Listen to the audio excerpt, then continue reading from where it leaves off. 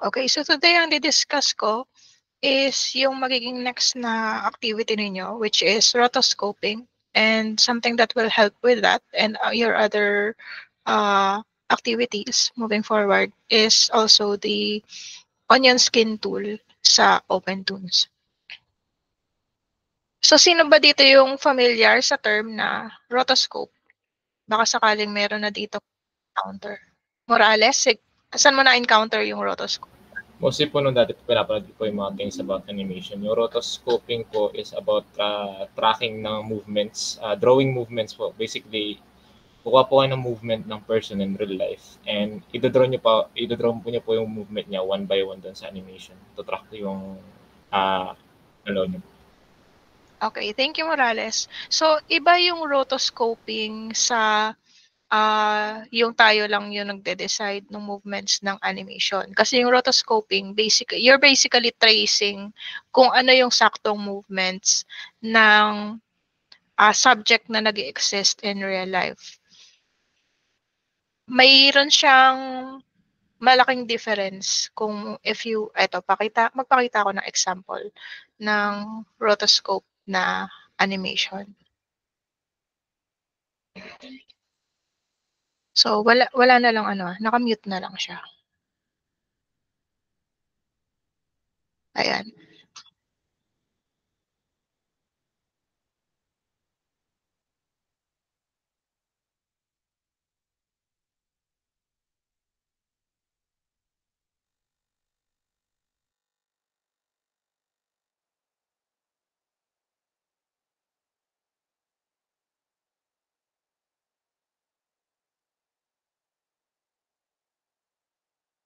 Okay, and then yan yung parang ganito yung papagawa ko sa inyo for your next activity. But today, I'll show you how you can do that in OpenToons.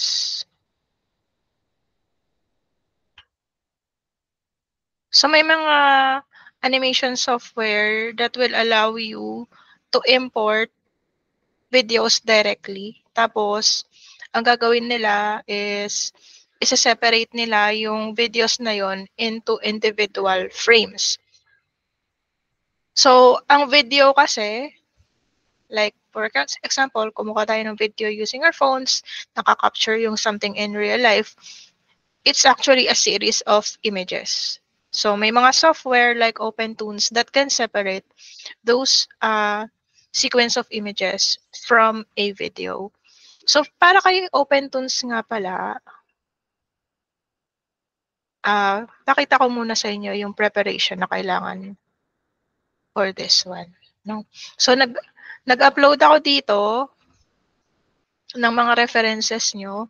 So, si FFmpeg kasi, it will allow OpenToons to process MP4 kasi karamihan ng ma-encounter nyo ngayon is either naka-AVI format or MP4 kasi mas compressed si MP4. So, kailangan to ni OpenToons to process yung MP4 files na yon tapos ma-separate niya yung series of images. So, nag-upload na ako dito. May link if you need the instructions. Pero ito lang basically, kailangan yung i-download yung mga files ng FFmpeg dito sa under ng menu ng File, Preferences, Import, Export. Tapos, naglagay na rin ako ng zip. Naka-zip na dito yung tatlong files ng FFmpeg. Uncompress nyo na lang siya, lalagay nyo sa PC nyo, tapos i-set nyo yung preferences via, eto nga, File, Preferences, Import, Export. So, tatlong file yung laman yan. Kung sakaling yung mga device nyo walang pang uncompressed ng files, pwede nyong Google yung 7-zip. So, libre siya and wala siyang ads or anything. As in, libre lang na pang open ng mga zip files para ma-open nyo to. Kasi medyo malaki siyang file kung i-upload natin direkta sa Google Classroom. And also, siya yung latest, no? Pero of course, kung like dumaan na 6 or 12 months, it's better to check yung latest builds. So ito yung naka-upload ko na zip dito. Siya yung latest as of writing. Pero in 6 or 12 months, check nyo rin kung may updated files. So yan yung kailangan ni OpenToons para ma-process niya yung MP4, tapos mabuksan niya sa loob ng OpenTunes. And then may reminder lang din dito kung sakaling since gagamit na kayo ng FFmpeg, ito, pwede na kayong mag-fast render nun to MP4. So balik tayo kay OpenTunes. So naka-X sheet ako para makita natin medyo malaki yung X sheet niya. So sino dito yung nakakaalala paano mag-load ng level into OpenTunes? How do we load a level?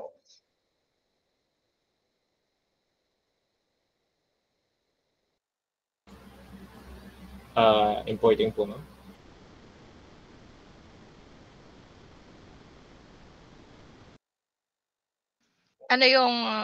Ano yung steps na gagawin natin, Morales?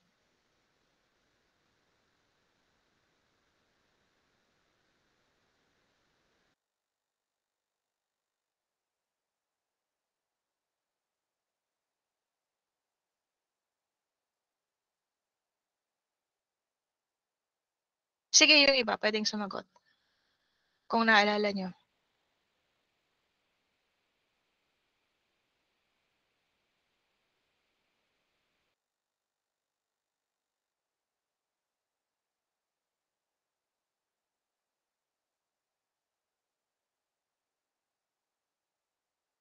Okay, so there are various ways, no, to load a level. So katulad ng sinabi ni Ibaya, sinabi ni Morales na mag-import tayo, or pwede rin namang right-click lang yung cell mismo na paglalagyan natin. So kung gusto ko mag-start yung import ko, i-move natin dito sa 10, no, para makita natin na gagana siya. So kung ano yung nakaselect, doon ako maglo-load ng level. Tapos, ang mangyayari dito is lilitaw yung kung nasaan yung file. Sa activity ninyo, 'di ba? Niload nyo yung mga lumang images nyo, yung lumang drawings nyo. Tapos, kung sequence of images siya, pupunta siya dito sa pinaglagay nyo. Halimbawa, kung 9 frames yon, magsusulat siya sa 10, 11. So, 9 yung bibilangan niya. So, ganun din dito. Pag maglo-load ka ng video, tapos irorotoscope mo. Hanapin mo lang yung file kung saan siya nakasave.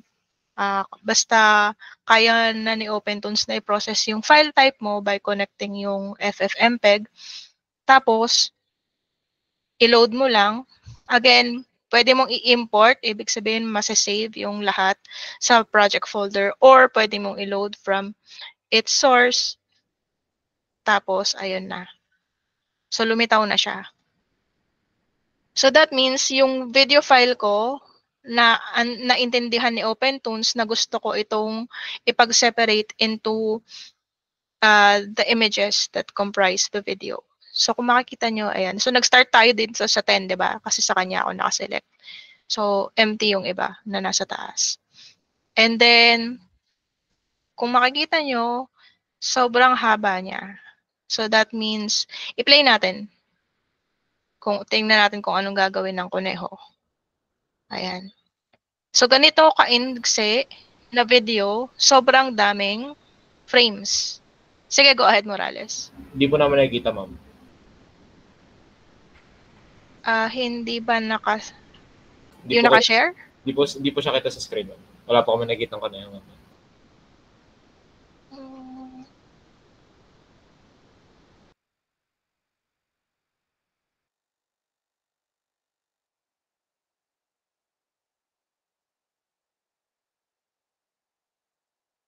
Ayan na po, ma'am. Meron na po. Okay. Ayan. Baka kanina kasi nag-tab out ako to a different window. Ayan. So, ito siya. Sa X-sheet, nakikita nyo, yung mga frames na pinaghiwa-hiwalay ni OpenTunes, no? So, ito yung buong video. So, yung lahat na frames na yan, naka 500 na frames para dun sa napakaigsing video. Tapos, tignan natin kung anong itsura niya pag nag-play.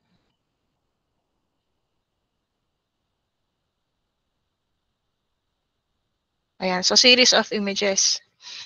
And then, sa rotoscoping, ang gagawin ninyo is pupunta kayo sa next column. Doon kayo magdo-drawing.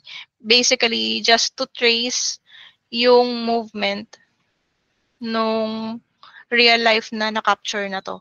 So, punta ako dun sa kabila, for example, and then palit ako ng view, no? Kasi wala yung tools dito sa Xsheet view. Balik ako sa animation. So, nakikita ko pa rin yung Xsheet dito sa right side. Tapos, kuha ko ng tools na pang drawing. And then, ite-trace ko kung ano man yung gusto kong i-drawing na part. So, gusto ko dito lang is i-trace ko yung movement mismo nung kuneho.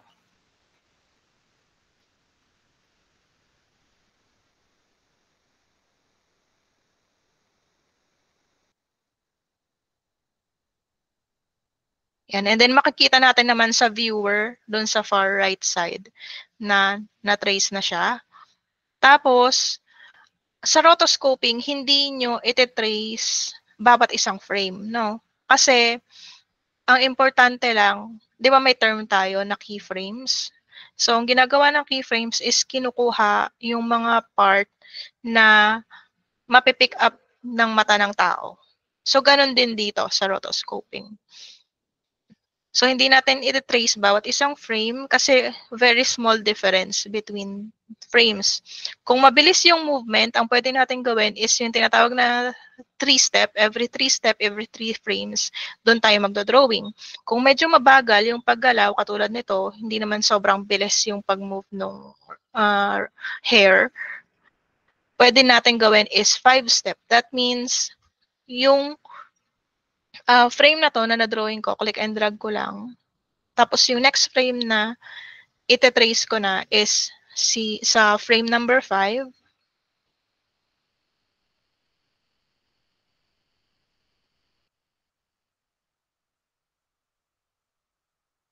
Tapos, click and drag ko uli yun. And then next na drawing ko is number 10. So on and so forth. Makikita natin sa view where dun sa right side yung mga na-drawing ko so far. And then, paano naman kung gusto kong i-compare yung na-drawing ko na frames, right?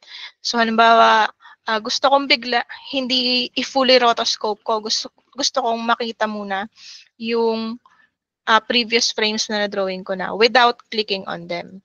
So, merong option, pag tayo ay nag-right-click dito sa ating work area na to, right-click sa kanya. Right-click. Okay, so may lilitaw na ano dyan, na menu. Tapos, click nyo lang yung activate onion skin. So, ito ay isang tool. So, ano yung magiging itsura niya? So, nagkaroon ng red outline si Rabbit.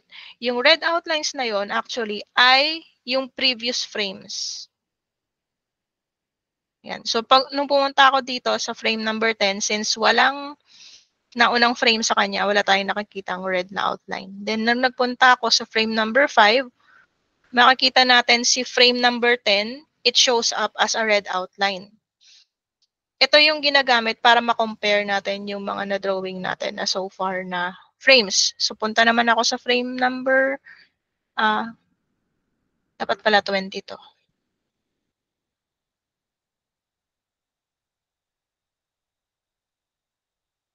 Ayan. So, sa frame 20 na ako next magdo-drawing. Tapos,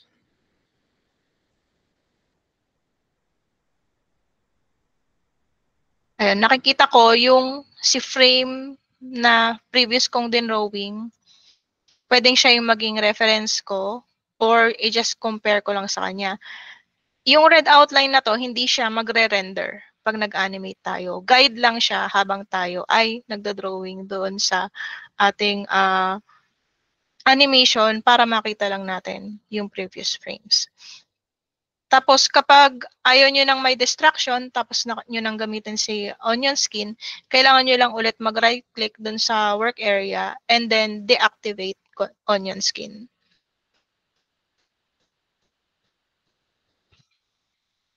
Yun lang. Then makikita nyo, pag binalikan nyo, yung mga frames, wala na yung red na outline. That means naka-off na si onion skin. So those are tools that you can use hindi lang sa rotoscoping, kundi kapag kayo din ay nagdo-drawing when comparing your previous frames to each other. And then, pag nirender nyo to, syempre ayaw nyong makita yung nirotoscope nyo na yung frames ng rabbit, di ba? Ayan. So, you can either remove yung lahat ng frames na yon, lalo na kung hindi OpenToons yung gamit yung software, kailangan yung i-remove yung rotoscope na frames kasi hindi niya maiintindihan na kailangan separate yung rendering. Pero kapag naman OpenToons ang gamit natin, simple lang na i-click nyo yung mata doon sa column nung na-rotoscope na reference. Kahit na nakikita natin to dito sa ating work area, pag nag-render siya, hindi natin siya makikita sa rendering. Ang makikita lang natin is yung frames na gumagalaw yung kuneho.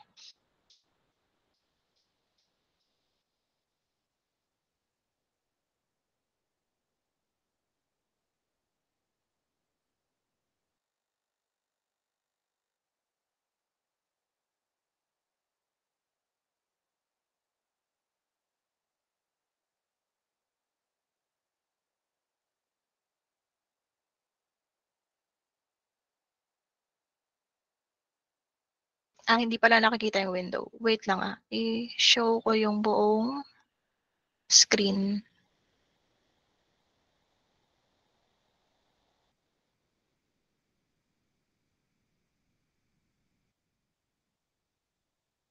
Ayan. So ito ay nasa render. Kasi pag fast render, at isasama niya pa rin lahat ng frames kahit na naka-hide. Isasama niya yung frames kahit empty, kahit naka-hide yung ating rotoscope reference. So, check natin sa output settings. And then dito may nakalagay kung anong frame tayo mag-start and mag-end. So, ang gusto ko lang is si frame number 10 hanggang 19. Hindi ko din drawingan si 20, right? So, 10 hanggang 19. And then, tignan natin if magre-render na siya. Ayan. So, gawin ko lang munang 1/1 to.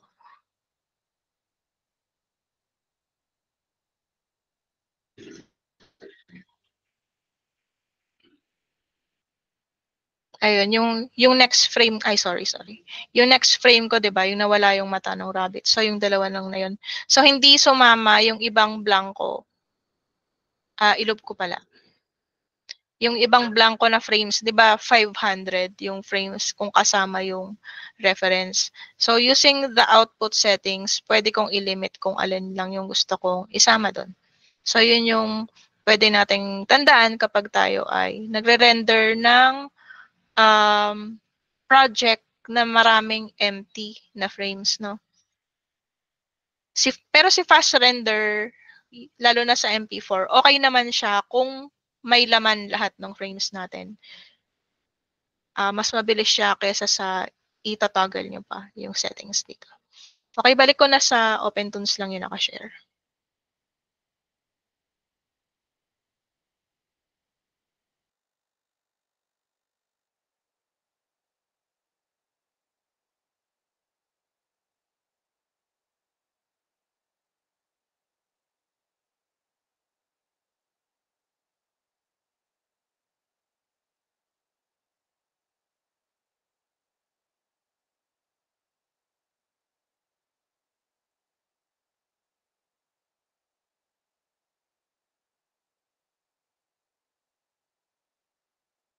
Ayan, ayaw makita yung sandbox kanina nung playing siya.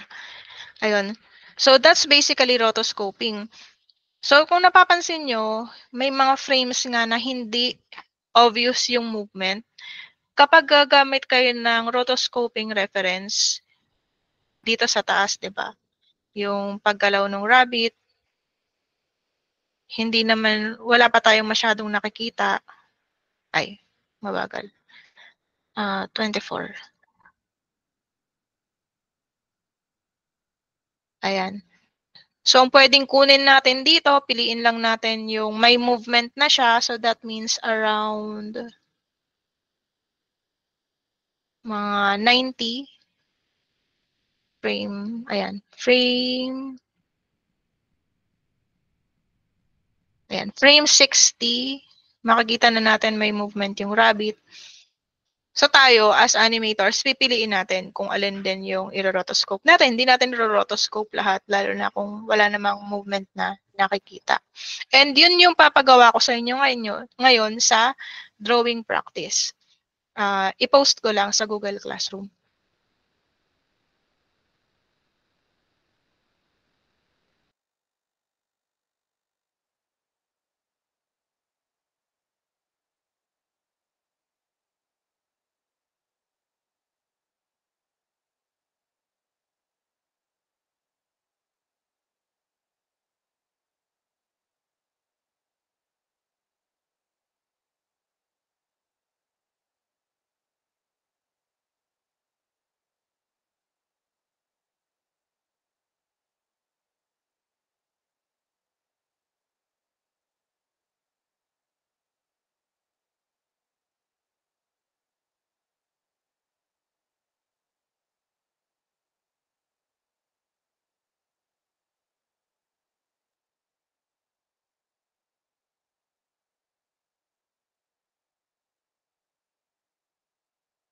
Okay, si drawing practice 3. So again, sa rotoscoping, yung isang column, doon kayo maglo-load ng inyong video. And then yung katabi niya na column, doon kayo magdo-drawing. Ite-trace nyo lang literally yung movement doon sa niro-rotoscope nyo na video. Para sa video na binigay kong example dito, you can start at like frame 100 para sure na meron ng clear na movement.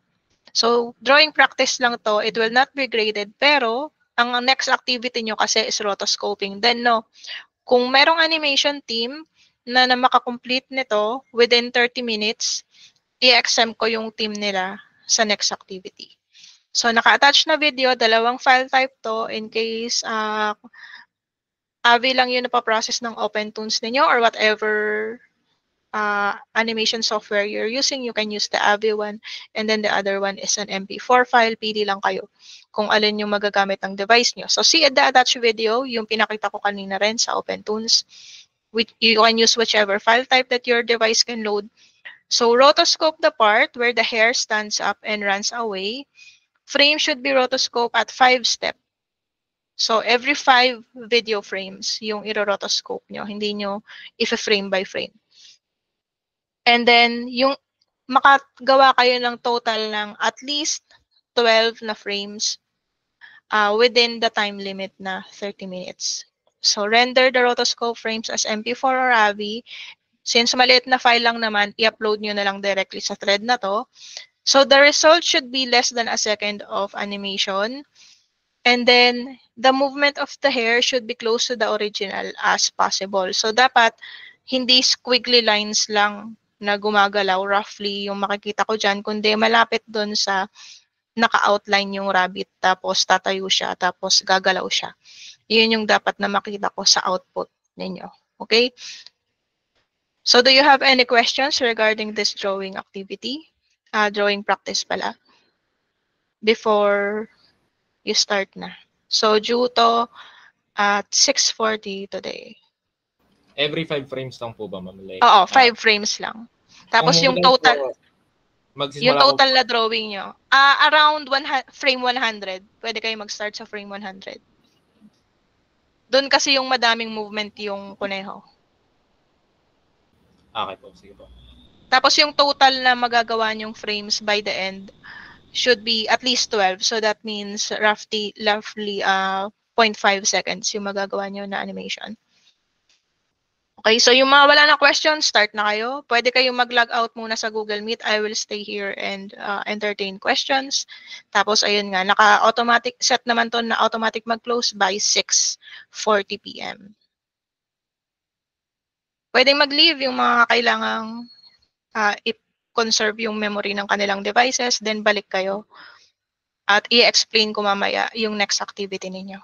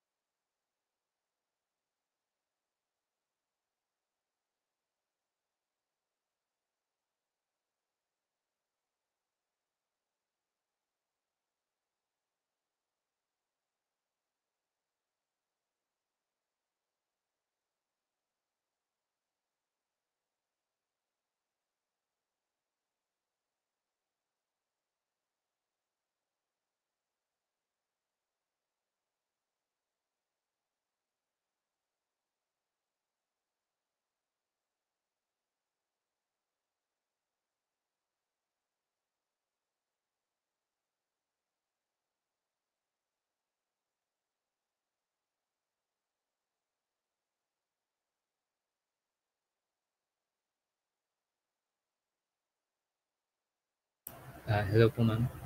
Question lang po. Sige, go ahead, Olmo.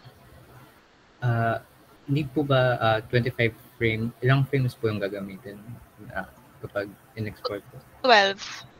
12 Okay yung po. total. Okay po. Thank you po, ma'am. Oo.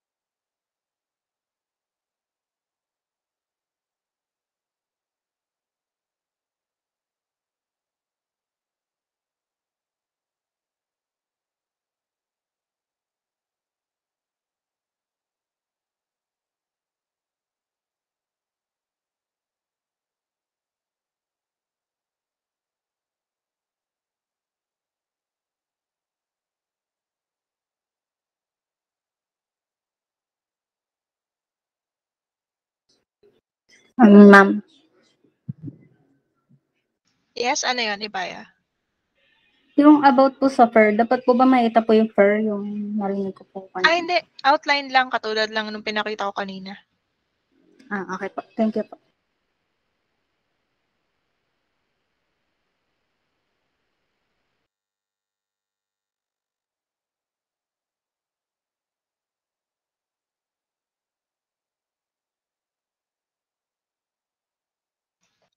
Yes, sino yung nag-raise ng hand? Hindi ko napansin.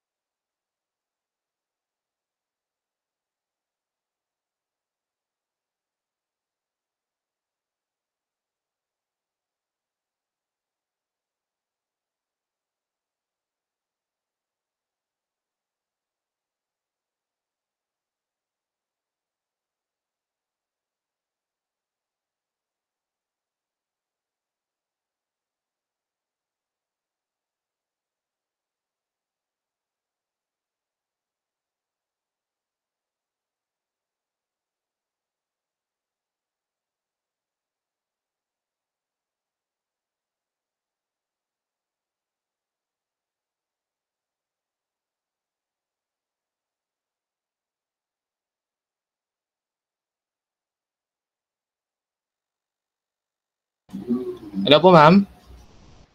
Yes? Ask ko lang Go ahead. po, no, kung ilang frames per second po siya sa export. 24 frames per second ba po? Or 24 frames per rin.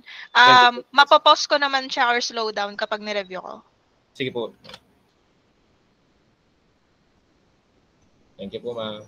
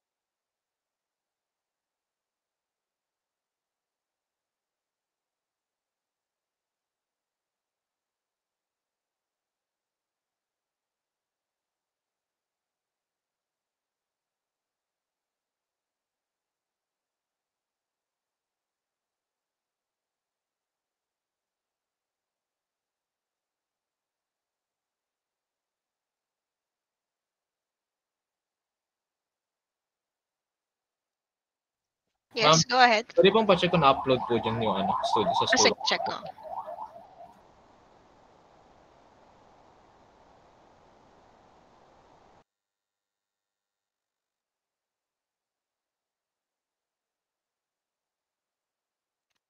Okay na, Morales. Nakita ko na yung file. Thank you po, ma'am.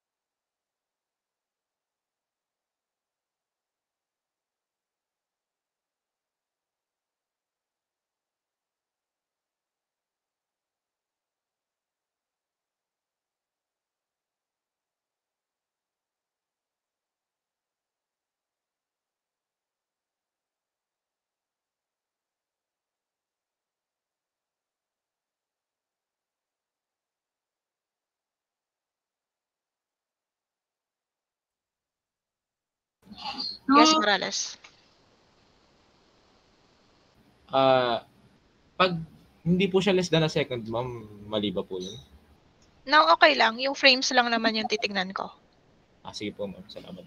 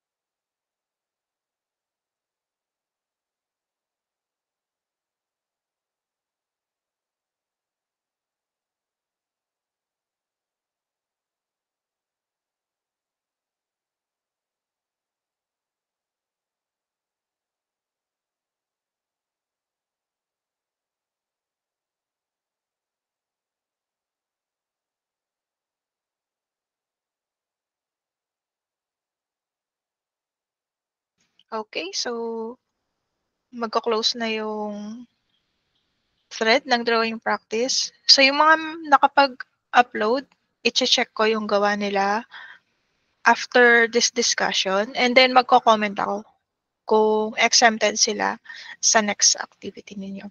So pinost ko na rin yung next activity ninyo, discuss natin yung instructions. Okay? So naplano nyo na, right, yung at least partially yung mangyayari sa climactic scene ninyo if you do animated. So ang gagawin nyo ngayon is i-rotoscope nyo yun. So hanap kayo ng, hindi buong climactic scene ang i-rotoscope nyo, no? Hanap kayo ng part ng climactic scene na pwede nyong gamitan ng rotoscope reference. Halimbawa, may nag-aaway, you can look up existing videos na merong martial arts, for example, kung yun yung mangyayari sa climactic scene ninyo. Or kung wala kayong mahanap na video na sakto dun sa na-envision ninyo, kayo mismo sa inyong team, pwede kanyong i-video yung mga sarili ninyo, no? Acting out the things that you want to see in the climactic scene. And then, iyon yung i-rotoscope ninyo. So, please use only real-life references for your rotoscoping, whether video ng ibang tao or video nyo. Huwag kayong mag-trace over other people's artwork.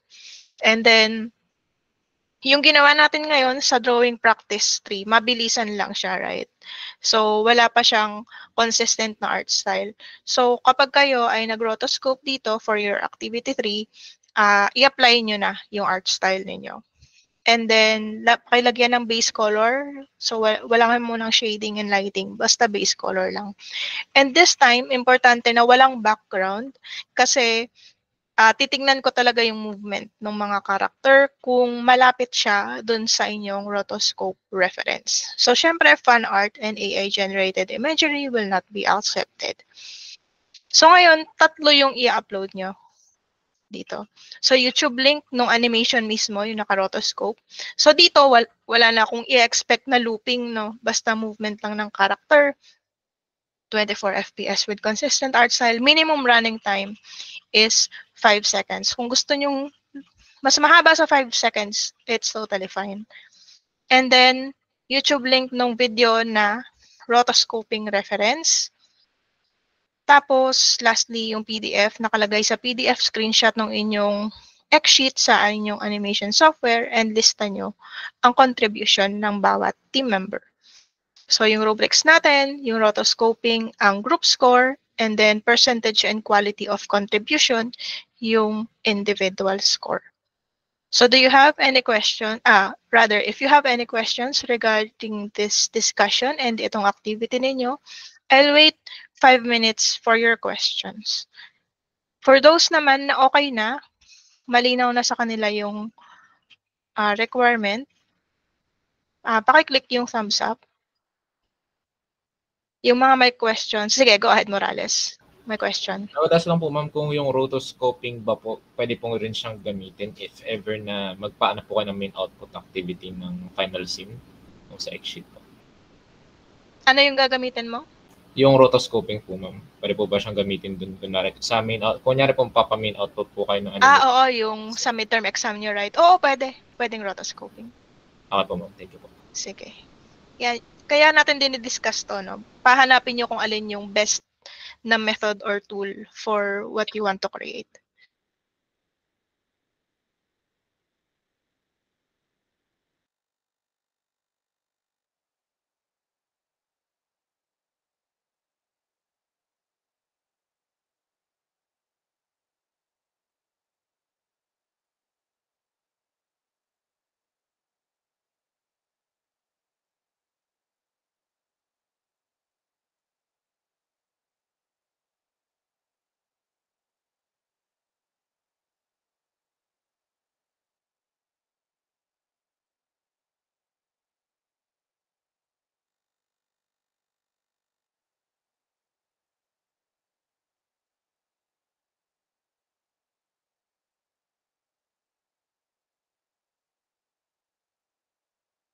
Ayan, yung ibang tahimik na.